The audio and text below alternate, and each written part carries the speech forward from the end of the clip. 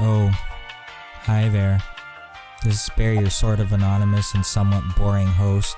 And in this video, George and I will show you how we here at TVPH record our audio for our YouTube videos with the most budget-friendly yet highly efficient audio equipment to produce the best price to performance ratio that many startup YouTubers and podcasters can benefit from. So last episode, we had a handful of people saying that having comedic commentary and memes included was excessive and just downright annoying. In the previous scene, I tried my best to do the plain Jane informational approach. Sorry guys, it's just not my cup of tea. Gotta have that flair, that punch. Just like how George and I will show you how having decent audio equipment can make or break the impact of YouTubers and podcasters' feature presentations. After we roll out the intro.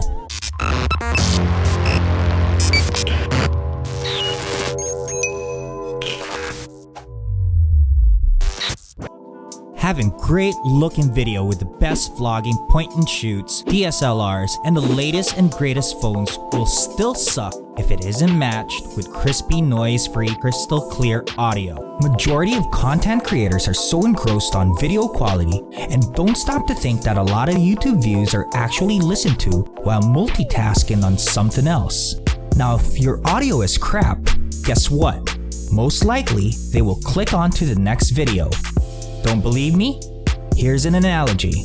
Ever watched a pirated movie that was obviously recorded straight from a movie screen because of crappy acoustics? Oh come on, don't deny it. You know you're guilty. Pare, pulis ako. I kid. Just kidding. Just like you, we here at TVPH do not condone piracy and gotta show support to the creative minds that bring us the best of entertainment. More so, we upload high bitrate audio recordings without breaking the bank with the following tools. Let's start off with the XLR mic we use majority of the time, which is the Audio-Technica AT2035. Aside from the fact that this has a matte black, rugged construction, personally, I believe that this is the best sub $150 entry-level prosumer XLR Cardioid large diaphragm microphone because of its ease to handle sound pressure levels. It is the younger brother of the more commonly used Audio-Technica mic here in the Philippines, the AT2020 USB version. So what makes this an upgrade from the older bro? Firstly, it boasts a switchable 80Hz high-pass filter and a -10 decibel padding to help with the noise floor. I betcha you're scratching your head right now wondering what this mumbo-jumbo uber technical lingo is all about. So, noise floor is that hiss, that sound of supposed silence. That's the background noise even when your neighbor's dog isn't barking, that rooster isn't cock-a-doodle-doing, or that damn tricycle on the sidewalk isn't trying to ring your ears off. When you turn on the AT2035's high-pass filter, it practically removes a lot of the low frequencies and humming in your room. Now regarding the -10 decibel padding, what it does is that it essentially prevents that clipping or crackling when you raise your voice abruptly ever so often. It is quite forgiving when you squeal the pitch of your voice and prevents you to have to re-record a line where an exciting reaction would be difficult to reenact. Recording with an XLR mic, you can't simply just connect this straight to your computer. You must be thinking, damn it Barry, this isn't a budget video. You're just setting me up for a letdown when you tell me that I'm gonna have to buy a mixer, an amp, and a bunch more hardware. Don't worry, I got you guys. No need for all that. You will only need an audio interface for the mic to power up with, and then the interface would attach to your PC or Mac via USB. I found one for less than $100 in the entry-level section of Focusrite, which is the Scarlett Solo 2nd generation. This tiny box allows a single XLR input, a single instrument feed, allows you to attach your headphone for monitoring, and allows you to attach RCA outputs in the back. Oh, if you're wondering why my Scarlett Solo is not scarlet red like shown on the box, it's because I vinyl wrapped it matte black to match the theme of my desk setup. Not impressed, huh? Since you're thinking, damn it Barry, you're doing it again. why don't I just buy a mic that can connect to the computer right off the bat so I wouldn't have to get an audio interface? Well, here's where quality oversees being stingy. Having an XLR mic doesn't only mean you can record a much fuller and crispier audio, but because it's being recorded in analog, you can manipulate the highs, mids, and low frequencies and the gains. This will surely cut hours of editing time needed when you are trying to master your audio file. Let me demonstrate to you guys 3 typical scenarios.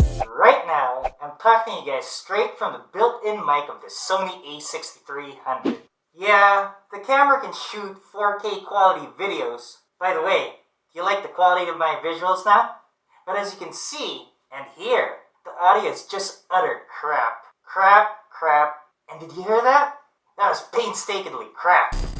Next in line, I'm speaking to you with a Rode Video Micro 3.5mm mic that is connected directly to the computer. It's much better than the microphone built in with the A6300, but it still lacks that that would fill up your viewer's speakers with crystal clear audio. Last but not least, let's go back to what you were hearing for most of the video. This is the AT2035 attached to the Scarlett Solo, which I've recorded through Audacity with a noise reduction filter to cut the electric fan whirling, air conditioning, dogs barking, and roosters crowing. Nope, no equalization or sound effects had to be manipulated on GarageBand or Adobe Audition to attain this crisp sound. The AT2035 out of the box comes with a shock mount with 3/8 threading to attach to a mic stand or boom arm, and also with a nice leather bag for storage protection. Current time of recording, there's a combo package being offered on Amazon by Beach Camera right now for $189. Comes with the AT2035, the Scarlett Solo, a pop filter with a mic stand clip, and a 10-foot Monoprice gold-plated XLR cable. That's an instant $60 savings. Why not apply that extra savings onto a boom arm from Neewer, a vertical surface mount from Heil Sound, and a much better looking and compact pop filter from Saiwan? Do you hear that? That's a crisp and full sounding recording of the beat of your heart with the best budget audio recording setup for 2017. Sounds like a good deal to me. Well, this brings us to wrap up this Audio-Technica AT2035 Cardioid large diaphragm condenser microphone and Focusrite Scarlett Solo 2nd generation audio interface review. Phew, that was a mouthful. Still weary of shopping on Amazon from the Philippines? Check on the link on the top right of this video. There are also links below the description as to where we purchased the gear you saw. We hope you enjoyed our budget audio recording setup so much that it's making you itch to go smash that like button. But if you didn't, well hey, go hit that dislike button so we can see how much more room we have to improve. But we'd prefer that you don't, because we'd want to get you to subscribe, click on the notification settings, write a comment below too, and tell us what was the best feature of the mic or of the audio interface. Until then, this is Barry, your not so anonymous but ever so awesome host, and George signing off for Think Tank TV PH, where we enjoy taking tech from all over the world and fitting it in. A Pinoy budget meal. If you think it, we'll make it.